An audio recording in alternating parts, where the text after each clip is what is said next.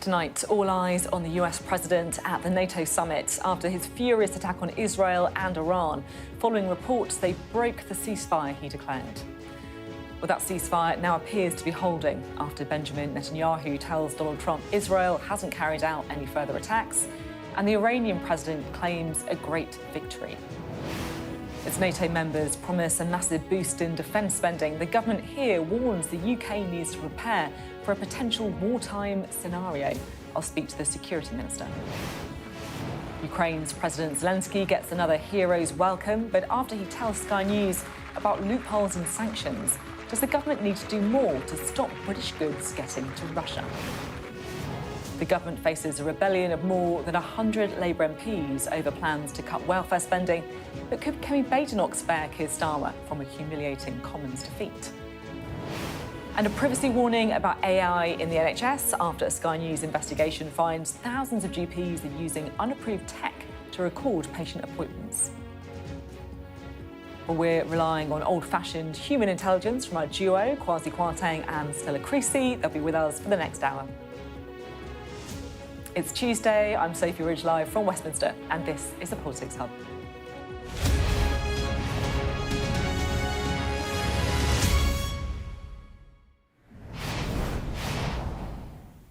Hello, good evening. Well, it feels right now that the world is either at war or on the brink. Russia, Ukraine, Israel, Iran. The geopolitical situation couldn't be more serious. The diplomacy couldn't be more important. And yet we are also living through unprecedented times for a very different reason, because all of those conversations that usually would happen behind closed doors, on the sidelines of summits, in smoke-filled rooms, well, they're all being played out in the open, thanks to Donald Trump. It's a bit like living through a real-life movie or a behind-the-scenes documentary. I mean, this is what he said this morning about Israel and Iran. I'm not happy with Israel. You know, when I say, OK, now you have 12 hours, you don't go out in the first hour and just drop everything you have on them. So I'm not happy with them. I'm not happy with Iran either. But I'm really unhappy if Israel's going out this morning because of one rocket that didn't land, that was shot, perhaps by mistake, that didn't land. I'm not happy about that. You know what? We basically have two countries that have been fighting so long and so hard that they don't know what they're doing. Do you understand that? I mean, look, you can really feel his anger there. We're so used to it, but it is still absolutely extraordinary. I mean, the president of the US has just said that the leaders of Israel and Iran don't know what the F they're doing. I mean, just compare that to Keir Starmer, who is still talking the diplomatic language we're used to, which basically means not saying very much at all. We need to maintain that ceasefire, and I think it's very important at this NATO summit that we all work together to make sure that we do, because that ceasefire creates the space for what needs to happen next, which is the negotiations. And just in case you needed more convincing about Donald Trump breaking all the diplomatic rules, he appears to have posted a private message from the head of NATO, Mark Rutte, on social media. The message says, "Mr. President, dear Donald, congratulations and thank you for your decisive action on Iran. That was truly extraordinary and something no one else dared to do. It makes us all safer." I mean, look, that doesn't read like a message designed for publication, does it? Right now, Donald Trump is not just ripping up the rulebook, he's eviscerating it. Will this full transparency yield better results than the old diplomatic dance? Well, on that, we're going to have to wait and see. Well, Sky's political editor, Beth Rigby, travelled with the Prime Minister to the NATO summit, and she got his views on the crisis in the Middle East and Mr. Trump, but also on some of the other issues we'll talk about tonight, including a rebellion of over 100 Labour MPs on his plan for welfare reform. Prime Minister, President Trump seems furious that the ceasefire has broken. He says Iran and Israel don't know what the F word, I can't repeat it on camera, what they're doing. Given his support for President Netanyahu, can you understand his level of anger today? It's humiliating and frustrating for him, isn't it, that this has happened? Well, I think we've got to put this in its proper context. In the early hours of today, we saw a ceasefire. That is a good thing for the region and more widely. We need to maintain that ceasefire, and I think it's very important this NATO summit that we all work together to make sure that we do, because that ceasefire creates the space for what needs to happen next, which is the negotiations to ensure that Iran does not have the capability to develop nuclear weapons. That is what's at issue here. So I want to see that ceasefire maintained, and we will work with others, including, of course, the US, to ensure that that's the position. OK, and even as you're committing more money to defence, back home a third of your MPs are opposing your welfare cuts. It leaves you facing an effective confidence vote in your leadership, but a year after delivering a landslide. Does that make you furious? Well, we need to drive through reform in the welfare system. It's not working for anyone. It's not a confidence vote. It's a vote. It's a vote about reform. It's about a vote about reform of our welfare system. It isn't working. It doesn't help people into work. Quite the contrary. It actually makes it harder for people to get into work. I think most colleagues do accept the case for reform. We've got to get on and make that reform, because the options are leave the system as it is, trapping people and not helping them. That's not a Labour option. The Labour option is to reform it and make it fit for the future. So we're going to press ahead with these reforms. Just to be clear, you don't see it as a confidence vote in your leadership, and you are not going to offer concessions. You're pressing on. We're pressing on with a vote on this because we need to bring about this reform. We were elected into government to change that which is broken. Our welfare system is broken. The progressive thing to do is to fix it so it works for working people. Prime Minister, in your final question, in your national security strategy, it says for the first time in many years, we have to actively prepare for the possibility of the UK homeland coming under direct attack, potentially in a wartime scenario. That sounds very frightening. Are we under threat of attack?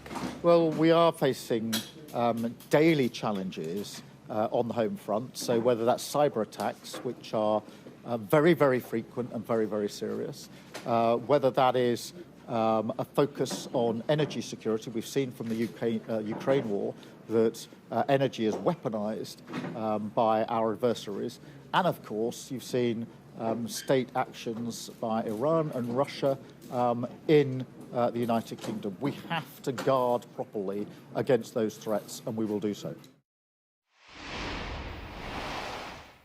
Well, Beth joins us now from the NATO summit at The Hague. And Beth, I feel like that conversation with Keir Starmer almost got to the heart of what is perhaps the biggest dilemma of his prime ministership. So, you know, on the one hand, he wants to commit more money to defence spending. He wants to be a big player on the world stage. But we're seeing there with the rebellion on welfare just how difficult that is going to be. Yeah, look, and I think the way you could summarise this quite neatly is it's welfare versus warfare. And I know that sounds quite crude, but what you have here is a Prime Minister here at NATO with a national security review warning of potential threats to the UK, a Prime Minister saying my first duty is the defence and security of my people, and saying simply I have to increase defence spending. And to put it into context, Sophie, this commitment to spend 5% of GDP on core defence and homeland security by 2035 would add about £30 billion to the sum that the government have committed, to that 75 billion that they've committed to start funding defence by 2027. It is a huge amount of money, tens of billions of more pounds to find. Now, they haven't said yet how they will fund that, but what you're clearly seeing, it's a Prime Minister that has to make choices. He has to make choices about where to spend money. And then we come to welfare, and if you think about the past 40 years, there's been a peace dividend, as it's put, whereby post-Cold War, when we lived in a period of peace and security, European states started to spend less on defence and spend more on welfare and education and health and public services that we all use. And we're at a tipping point here where there's a Prime Minister clearly saying, I've got to put the money into warfare, into defence. It's not particularly popular with voters. I think they would prefer money on public services. The problem he's got in the short term is the welfare cuts, £5 billion off the welfare bill, hitting those eligible for disability PIP payments, his MPs are in full-blown rebellion. And the reason I asked him whether it was an effective confidence vote, it's not an actual confidence vote in that if he's defeated, the government falls. But my goodness, how weakened would he be if his MPs, but a year into being Prime Minister with a landslide majority, a working majority of 165, if he was defeated on a flagship policy? It is a horrible position for him to be in, and that's why he said to me there, I don't accept it's a confidence vote and I'm going to press on with reforms. Because what option do the government have? You know, people today are telling me that financially they can't back down because they need to find the savings of £5 billion. And politically they cannot back down because it looks weak. And then his option is to therefore try to whittle down the rebellion. But if anything, more MPs today have put their names to that amendment, which would effectively kill the welfare bill rather than backed off. So he is a Prime Minister in a really, really difficult position in the next few days over this warfare versus welfare. But the thing I would say as we are here in NATO is he has made his choice. He is clear-eyed about that choice, about the security of the country and needing to up defence spending. Now he's got to try and sell it to his MPs, but that is looking very difficult indeed. Yeah, it certainly is. Beth, thank you very much for bringing us the latest from NATO. Beth Rigby there, our political editor. And we'll have lots more, of course, on that welfare rebellion later in the show. But some of the issues that Beth was just talking about have also been laid out in the National Security Strategy published today. And I have to say, it makes pretty sober reading. Now, you heard Beth ask the Prime Minister about it just now. It raises the prospect of a direct military attack on the UK, saying for the first time in many years, we have to actively prepare for the possibility of the UK homeland coming under direct threat, potentially in a wartime scenario. Well, Sky security and defence editor Deborah Haynes is also at the NATO summit in The Hague. I caught up with her earlier. It sort of brought goosebumps to my arms when I read the review and I read those words where it sort of said how, for the first time in many years, the UK needs to actively prepare for the potential for a direct threat to the homeland, and possibly, like you say, in a wartime scenario. It doesn't obviously spell out what that threat might be, but you only need to look to Ukraine on any particular day to see the kind of reality of the threat, with missile strikes, drone attacks, obviously cyber warfare. There's as well attacks against energy infrastructure, and these are all the sorts of things that for the UK we've not had to think about as a nation since the Cold War, and it's a level of resilience and across the whole of society, not just the armed forces, that we've allowed to erode over that time as we took what the government calls this peace dividend. And clearly now, Sir Keir Starmer is saying that we need to get back to that kind of war-footing mentality, though of course that's going to cost money, and where is that additional funding? It's going to be a hard sell, though, isn't it? Because, you know, as you say, you know, we have got used as a nation to the peace dividend, you know, having more money to spend on public services, for example. And I just feel like for a generation that perhaps have got a little bit naive, a little bit complacent, perhaps, about war and about the danger of war, it's going to be quite difficult for the government to bring them with them. Yeah, I mean, in this strategic, this security review, it talks about the potential for major powers to enter into armed conflict, and how the growing sort of security threats that are just escalating around the world, and how there's an interesting line in it where it talks about how alliances are no longer, like the predictability of alliances. This isn't the exact language, but it basically says the predictability of alliances that the UK has been part of can no longer be so assured. And it's really sort of hinting at that sense that you get here. I'm at the NATO summit in The Hague, that old alliances that the UK and the West have always relied upon are changing in the face of emerging threats, and how each country, yes, it's important to be part of an alliance, but each country needs to be much more serious about how it's able to defend itself and to deter threats. Deborah Haynes speaking to us there. I should say that if you look on your screens now, you can see a QR code. If you were interested in listening to Deb's War Game podcast, then just scan that QR code to find out more. Right, let's bring in our duo for the evening, shall we? The former Chancellor Kwasi Kwarteng and the former Shadow Business Minister Stella Creasy. Great to have you both on the programme. Hello. So much to discuss. There's a lot going on in the UK Parliament, but it feels right that we start and reflect on the geopolitical situation at the minute. Kwasi, what's your take on this? We've had this quite alarming security review, which effectively says that we could be, you know, in a wartime scenario in the UK. Is this banging the drum for more military spending, or do you think actually this is very serious? Yeah, look, I think both. I think it's serious, but clearly it's the case that we have to spend more money on defence. And what Beth Rigby didn't mention was the fact that, yes, we spent less, there was a peace dividend, but a lot of that was underwritten by US spending. And what President Trump has been very clear about is that he's not prepared to spend the money on our defence that America used to provide.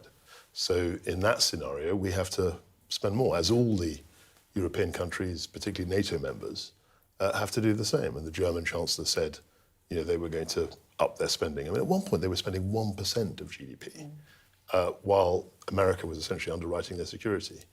And that's over. Those days are over. Do you agree with that? Yeah, I do, actually. I think for many of us, our youth was in a time of peace and a sense that the world was becoming a safer, more prosperous place. Well, I'm slightly older than you, so I remember the Cold War. Only just. Yeah, only just, yeah, that's right. And we are now facing a world that is more uncertain, with a range of threats and also a range of risks in it. So, obviously, when we were younger, the concept of cyber warfare was not, something of fiction. It's now very clearly something's happening on a daily basis.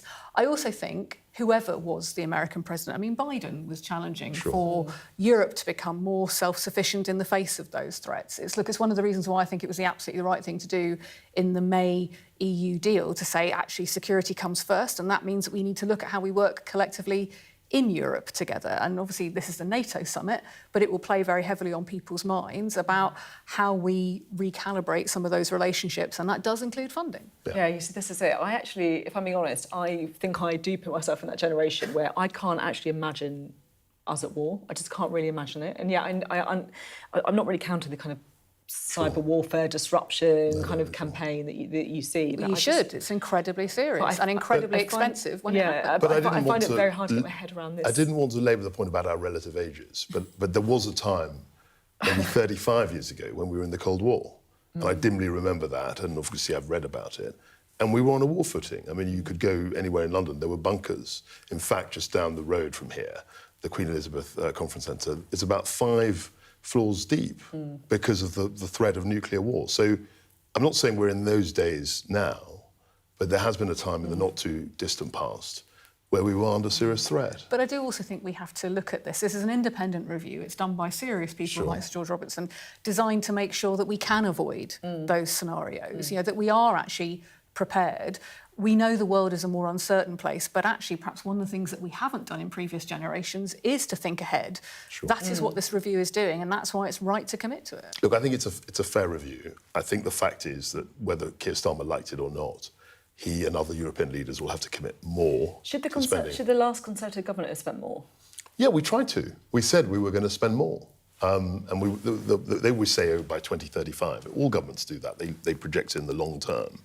But yes, is that basically so the next guys have to? Well, no, because you can't just say we're going to spend a huge amount in the first year, because it's an ongoing commitment. So, and you need a sort of pathway to get to the amount of money that you would like to spend ultimately. Okay. But we had targets for 2027 and 2030, and now, as time goes on, they're saying, by 2035, we'll spend 5%.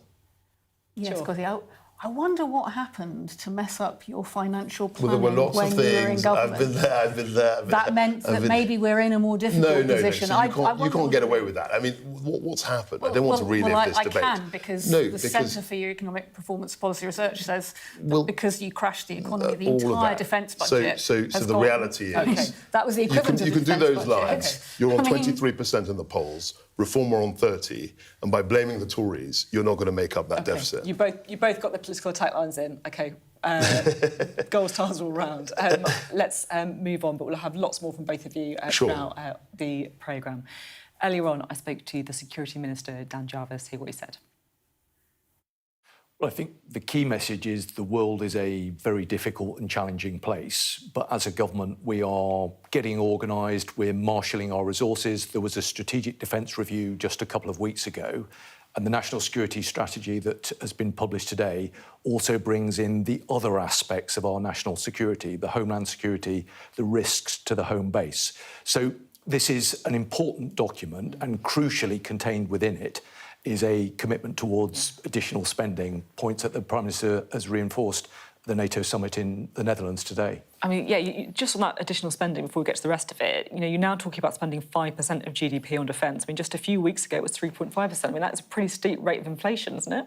It is, but the 5% also includes other items which previously weren't calibrated into that amount. So NATO have agreed in the Netherlands that in addition to core defence spending, we'll also now seek to include other areas of national security spending. So you can basically just kind of artificially inflate the number to get to 5%. Is that the idea? That's not the idea, Sophie. It's more about thinking about our national security in the round. So the defence component of it is absolutely mission critical, but we also need to think about the resilience of the UK, our infrastructure, our resilience to a range of different threats, whether that's cyber, whether that's hostile state activity, whether that is a range of different threats that as a country we face. And the National Security Strategy brings all of that together so we can think about it in the round. So the strategy says that there's one part that really jumped out at me. It said this: for the first time in many years, we have to actively prepare for the possibility of the UK homeland coming under direct threat, potentially in a wartime scenario. What does that mean? What are we talking about here? I think that gives a sense of the nature of the world that we are living in. The world is, I think, probably more dangerous than at any point during my lifetime. And as a government, we've got an absolute responsibility to make sure that we are keeping the public safe. We take that very seriously. What does it say? The possibility of the UK homeland coming under direct threat.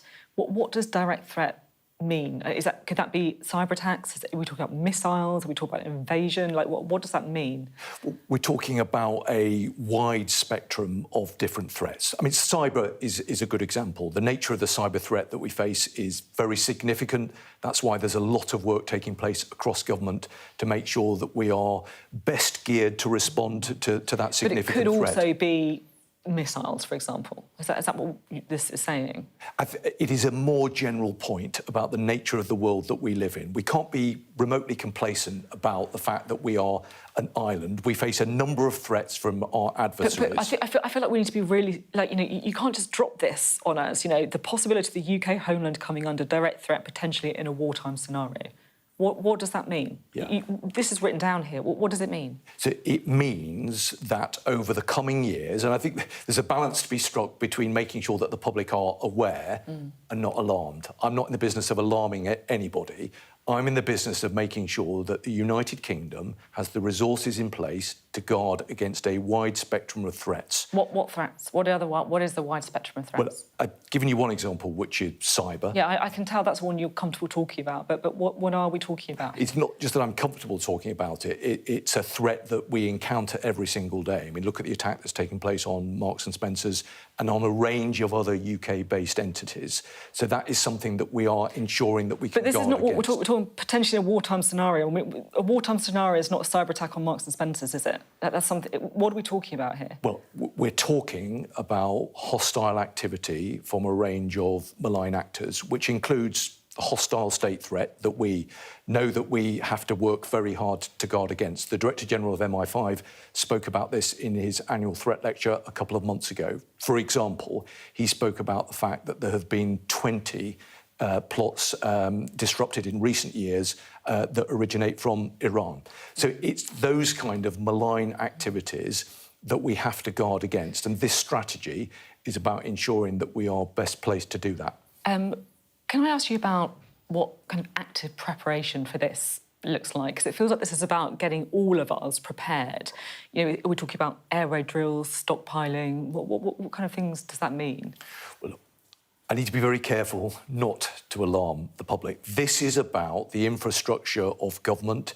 It's about the police. It's about our armed forces. It's about our intelligence services. It's making sure that the national security architecture is properly geared, appropriately responsed in order to respond. But that is not something that we do on our own. That is something that we do very closely with our allies, both in terms of our Five Eyes allies, but also working very closely with international partners. And that's why the Prime Minister is at the NATO summit discussing these kind of issues. I did just want to talk to you a bit about welfare as well, because we know that many Labour MPs are deeply unhappy about cuts to PIP payments, about disability benefits, including the London Mayor, Sadiq Khan.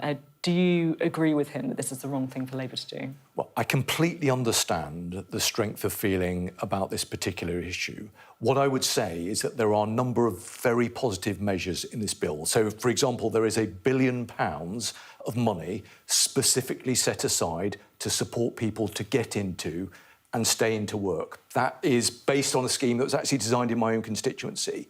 That will deliver meaningful benefits for tens of thousands of people around the country.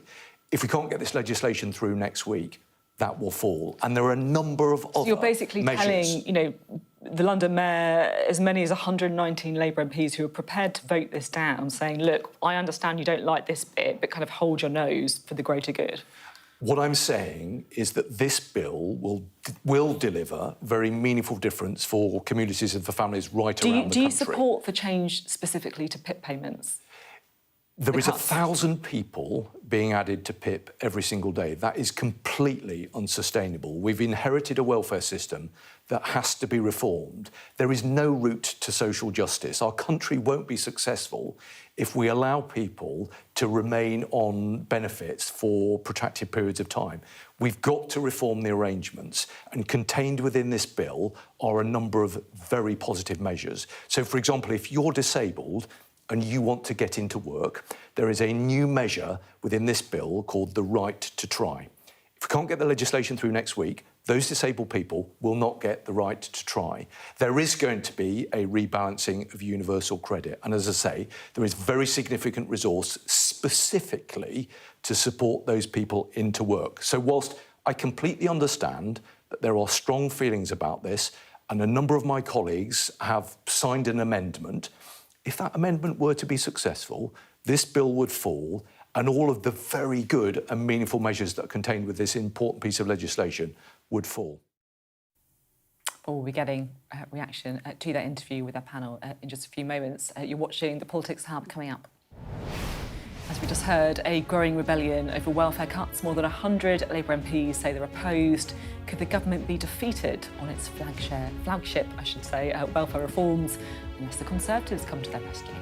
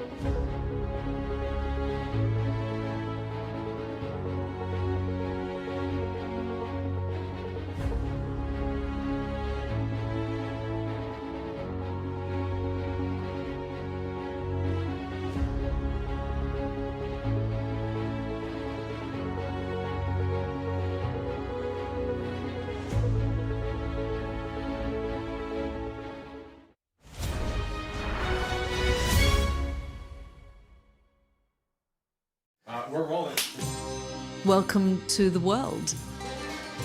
Our new podcast, starting now. It's very exciting. Every week, we'll be reporting from the world's trouble spots. We get to hold those in positions of power accountable, and we get to ask the questions that the audience, the listeners, want to know about. And that's why it is so important that people tune in, come along for the road, come along for the journey. It'll be fun.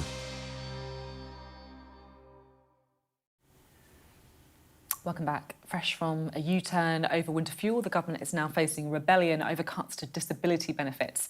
125 Labour MPs, including our guest, Stella Creasy, have signed an amendment to the welfare bill opposing the cuts, which means the government could be defeated on its flagship welfare reforms, unless, of course, Kemi Badenoch comes to the rescue and the Conservatives back the bill.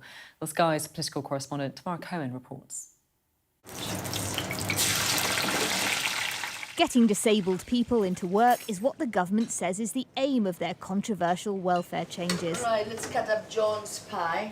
At this community cafe in Oldham, many of Anna's staff are volunteers who rely on these benefits. I'm sure it'll affect them quite a lot.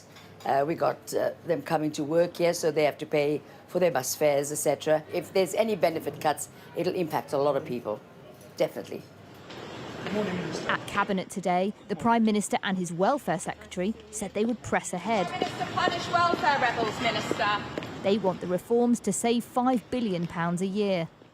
But well over 100 Labour MPs have signed an amendment opposing the bill. They said it had not been subject to consultation with disabled people or their carers, and added that the government's own assessment estimates that 250,000 people will be plunged into poverty as a result of these changes.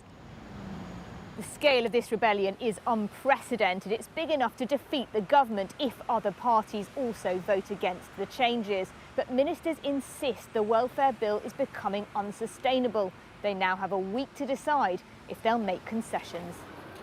Will the Conservatives help Keir Starmer out by voting for these welfare changes? I'm just making it very clear to Keir Starmer that if he will make commitments at the dispatch box to meet our conditions, which are to reduce the welfare budget, to get people into work and not have tax rises, then we can support his bill. This Labour MP is urging the Prime Minister to rethink. I mean, that's not a very good look for any government, I don't think, to rely on the opposition to get your policy programme through. If you can't convince your own members to vote for it, then I think you're in a serious place. We asked people in Oldham what the government should do. There's other places they could get the money from. They don't need to take it off the people that are disabled and trying to get along with life. Pre-COVID, there's 2/3 more people claiming benefits on a person in PIPs than there was before then. So what's changed between then and now? Ordinary people just want the money to go to people that deserve it. It's as simple as that. A looming decision on whether to U-turn or forge ahead. Either choice could come at a high political price. Tamara Cohen, Sky News. Well, let's bring in Kwasi and Stella again, shall we? So, Stella, you've decided to back this amendment. Yes, Why? I have. Because all of us want to see welfare reform. We all agree with the Prime Minister and Liz Kendall when she says things have to change. We all see the casework. It's a question of the analysis is right, but the prescription needs work. And if you read the amendment, it's very clear about wanting the data to be able to do that work. This hasn't been done in consultation with people who are disabled to understand actually the challenges that they face. And one of the things I'm incredibly mindful of is the repeated evidence that for disabled people, job hunting is much harder than it is for people who are non-disabled. I'm also very conscious that the PIP system, we all struggle with that casework. Messing around, which is frankly what it does about these 4 points and 2 points and cumulative, doesn't speak to the dignity that any of us want within our welfare system. And that's why we're concerned to get the Office of Budget Responsibility data. I think there is a common concern within the Labour movement. It's a thread that runs throughout us all that we come into government to alleviate poverty because we know that poverty holds our society back. What many of us are concerned about is if we press ahead with this at this point in time, the figures suggest actually poverty will increase because it doesn't work with what we need to actually do to reform our welfare system. So we want to be able to bring forward those ideas. Many of us are fans of things like the Future Jobs Fund, which we had under the previous Labour government and had a really clear impact on helping people who are long-term unemployed into work. Of course, I'm very mindful that a lot of people who get personal independence payments are already in work. So we know the system doesn't work. What we're concerned about is the prescription might actually make things worse. And I want to make one more very clear point about this. Everybody understands the budgetary challenges that we are facing. We've just had a segment there about the importance of investing in defence in an uncertain world. What I think many of us are concerned from is to learn the lessons of the mistakes of welfare reform that the Conservatives made. I look at things like the bedroom tax, which did not by any means save the money that people thought it would save. Poverty is very, very expensive. So we can have the arguments about the morality of our welfare system, but fundamentally, if we do things that actually end up costing us more, if we do things that cost more money with carers, for example, who might find themselves out of money, if we do things that mean that we push more people into poverty, we will pay for it elsewhere. We want our economy to work. We want our welfare system to work together. We're asking the Prime Minister and Liz to listen to us about alternative ways to do that. Kwasi, do you think the Conservatives should, I guess, ride to Keir Starmer's rescue here? They should vote on what they actually believe. And my understanding is they want to reduce how much we spend on welfare because it's unsustainable, as Dan Jarvis said. He reminded me of Conservative ministers. In fact, I thought he looked like a Conservative minister, but what he said was right. It's an unsustainable budget, and you've got to try and reduce it in order to, match the commitments on defence that they've already committed to. And we've heard the sort of two arguments for and against here. Stella, I'm interested in your view, because you'll obviously be talking to your colleagues, on whether or not you think that this rebellion is enough to effectively kind of scupper the bill. I don't think that's the conversation we're having right now. Many of us have met with ministers. Many of us have tried to raise alternative ways forward, looking at the tax allowances, thinking about alternative ways to do this so that we can absolutely address the economic challenges we face, but also make sure that we are supporting the poorest in our community. They listen to you? And we're now at a point where we feel this is the way forward. If you read that amendment, it's clear about wanting more information. We haven't had that information yet, and we think it is right and proper for MPs to make decisions on the basis of those independent analyses. What's the engagement been like with Number 10 then? Have they been listening or not really? People have had meetings. But what we're now saying is actually, look, we are still concerned. We're concerned this will not reduce the welfare bill. This will push more people into poverty. And there are better ways that we can secure the changes that we want to do so. There's been reports of the whip saying that this is effectively like a confidence vote, that, if you vote against... has there been... Keir Starmer's very clear. Keir Starmer, just on your earlier package, is very clear. This is not a confidence vote. And I would say to everybody who's getting very excited, de-escalation is an important principle around the world right now. What matters is getting the policy right. What you are seeing is a very clear message that we don't think we're there yet, but we think we can get there, otherwise we wouldn't have spoken up at all. I'm just going to take you to some live pictures there from The Hague, the NATO summit at The Hague. You can see there, of course, Donald Trump arriving at that NATO summit. He, of course, has been the big focus for everybody there, with the furious words, frankly, that he said before getting on the plane, directed at both Israel and Iran, saying that they're two countries who don't know what the F they are doing. But since then, of course, it does appear like the ceasefire he declared has held. So it'll be interesting to see the reception that he gets at the NATO summit, not least, of course, because it seemed that he may have leaked a message from the boss of NATO, Mark Rutte, a slightly fawning message praising Donald Trump's diplomatic skills, not exactly the kind of thing you would think was designed for public consumption. Donald Trump there, arriving at the NATO summit at The Hague.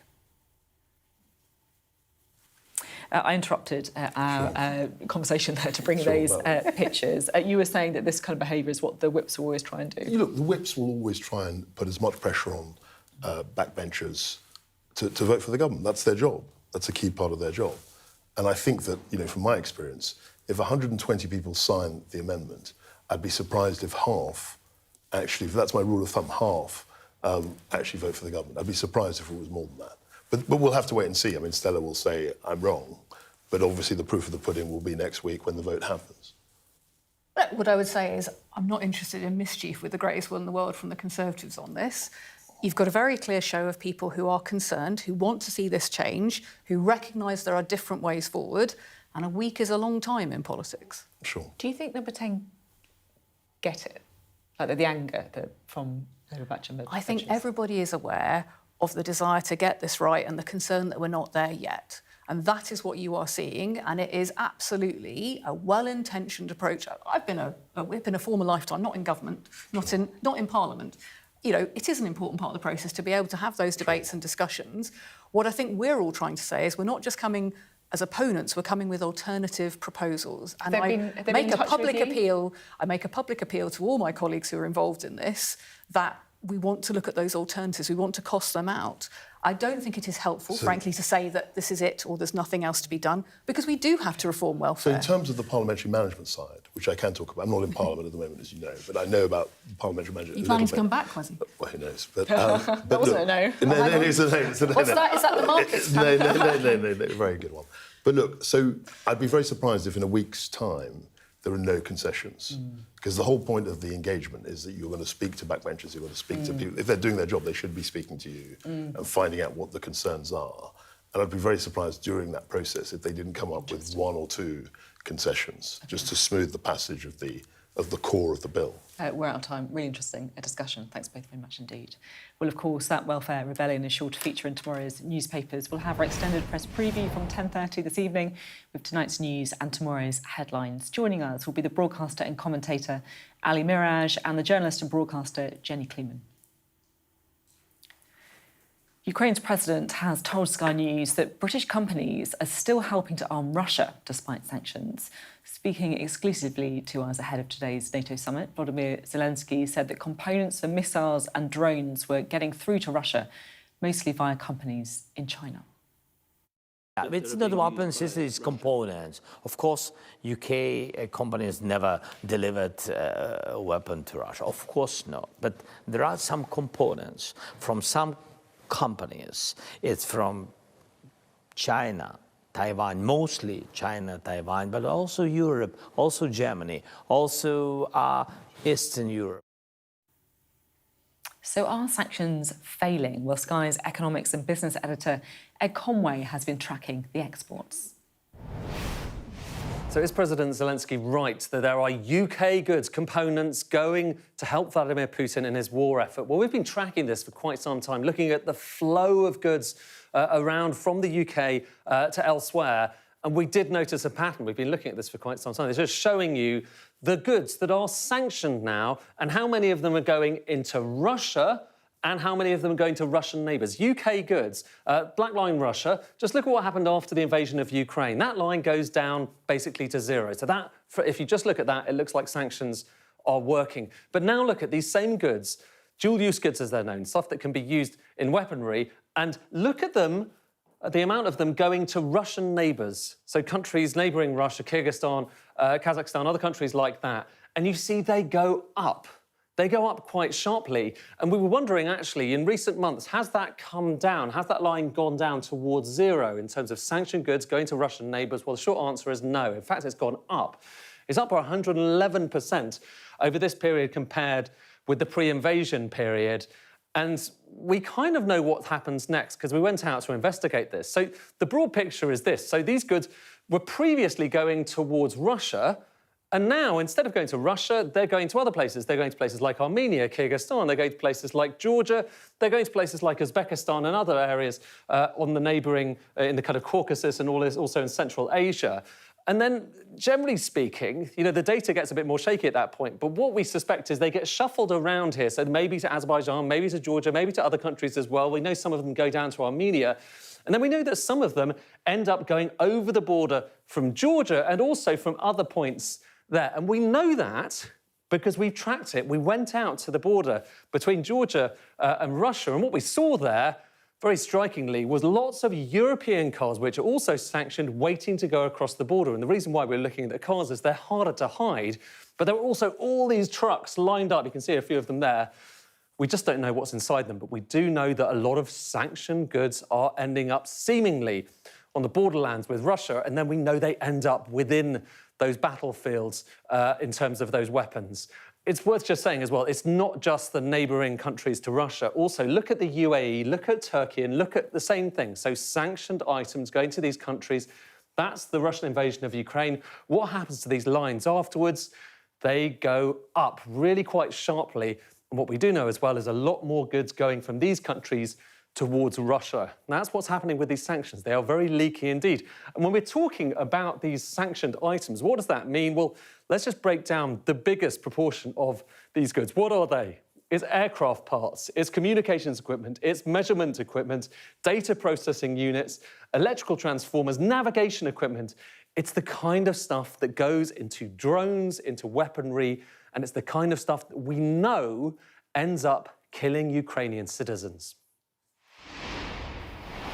I just want to bring you the latest pictures of Benjamin Netanyahu, the Israeli Prime Minister. He's giving a video address to the Israeli people there.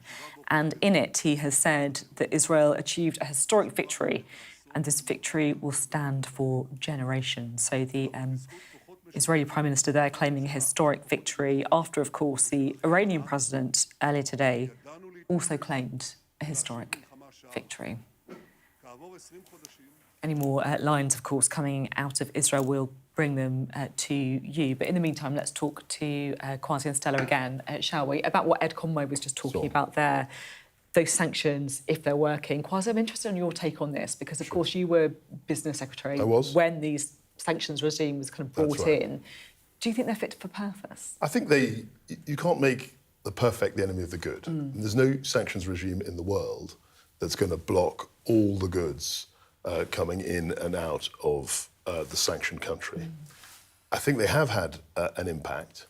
And actually, it's interesting that whenever Russia talks about reaching an accommodation, one of the first things they always ask for is lifting the sanctions. So they wouldn't ask for that if they weren't harmed in some way by that. But it's wrong to think that everything's going to be perfect. I think you're quite right to say that a lot of the goods go to neighbouring countries. But then all sorts of things can happen to them. I mean, I think there's a lot of corruption. I think there's a lot of sort of nefarious activity. We saw that, for example, in Iraq, when we had sanctions against them. The whole pile of people who were making money illegally by breaking the sanctions regime. So we can't make it perfect, but I think it has definitely had an impact. And I wouldn't want to see any of those sanctions alleviated. And a quick thought from you, Stella, do you agree with that? Or? Oh, look, the person I look to is Dame Margaret Hodge, who's now the anti-corruption champion and who challenged you and challenged all of us, and we worked with her when she was an MP, and now, thankfully, she's in the House of Lords leading this work. I think there are lessons that we can learn, particularly in terms of working with our European counterparts as well, because actually this has to be a team effort about how you track goods and how you hold companies accountable. We have been doing more and more of that, especially when it comes to the oil, and obviously we've seen that really trying to go around the shadow fleet.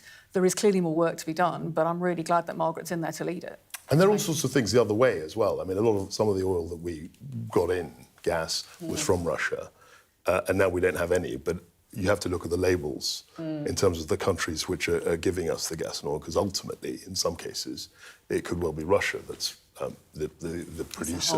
It's a whole other world. So it's a very complicated situation. Thanks both. Really interesting discussion. Still to come on the Politics Hub. Dr. Chatbot is going to see you now. A Sky News investigation reveals doctors are using unapproved AI software to record and transcribe patient meetings. NHS bosses say it could put patients at risk. Coming up on the UK tonight at 8, Britain must prepare for war at home. That's the stark warning from a review of national security. Also ahead, we'll be debating the government's plans for benefit cuts as 125 Labour MPs try to kill that bill. And a self-styled Kardashian of Cheshire pleads guilty to fraud in a luxury handbag scam worth almost £200,000. All that and more on the UK tonight at 8 o'clock.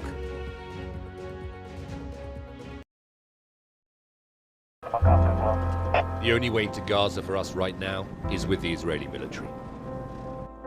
The IDF brought us in to show us a tunnel network under a residential neighbourhood. The length of time it must have to have created these tunnels must have taken years. At the end of the day, it's war at the top.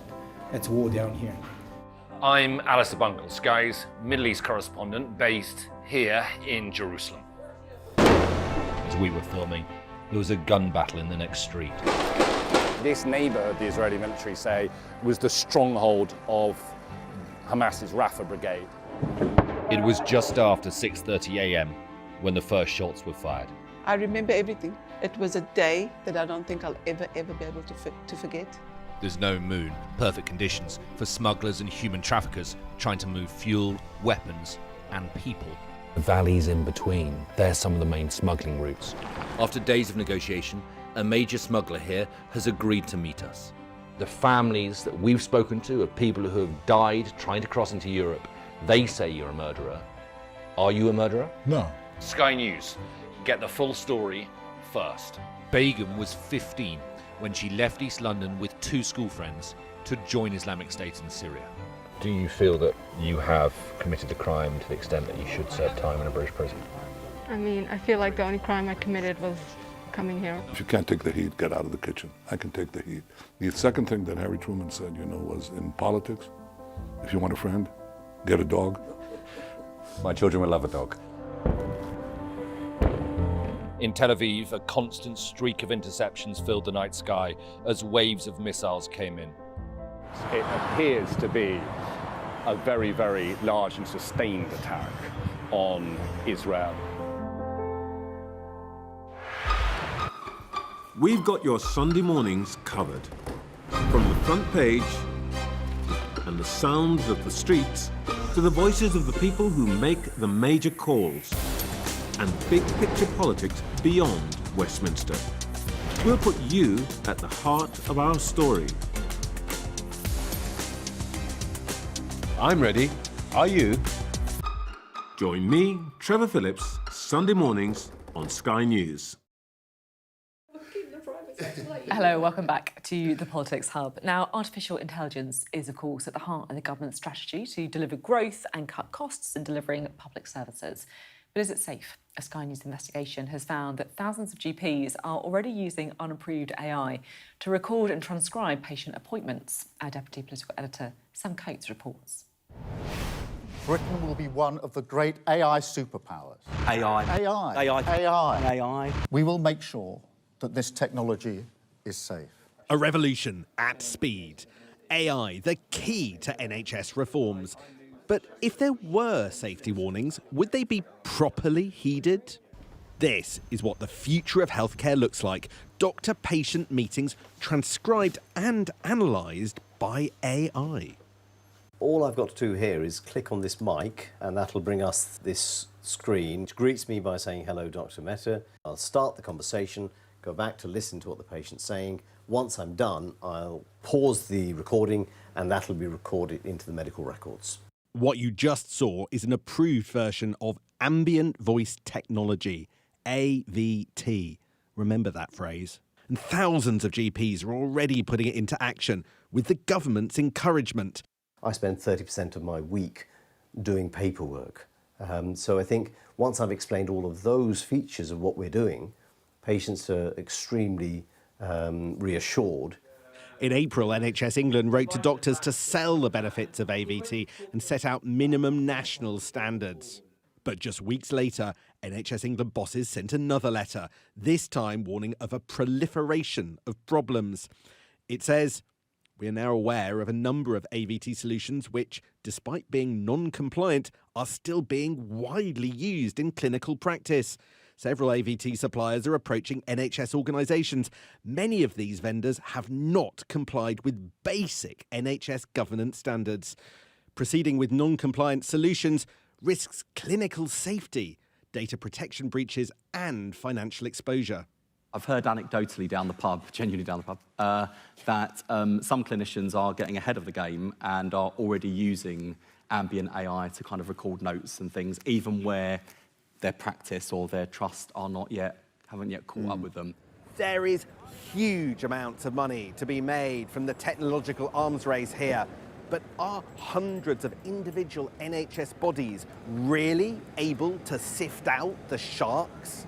So you're making it sound like this letter's actually quite a big deal. Is that what you think? Yeah, I think this letter is a really significant moment. My own view is that the government should help in terms of the procurement decisions that trusts make. As we do with other forms of technology that we use in medicine, which ones are safe and which ones can be bought. You're arguing the government should do a bit more than it is I at think the the moment. government will need to do a bit more to guide the NHS in the best way to use this. That actually makes it sound like in the short term it could be quite dangerous. Well, I think what you've seen with ambient voice technology is that kind of let 1,000 flowers bloom approach has got its limits.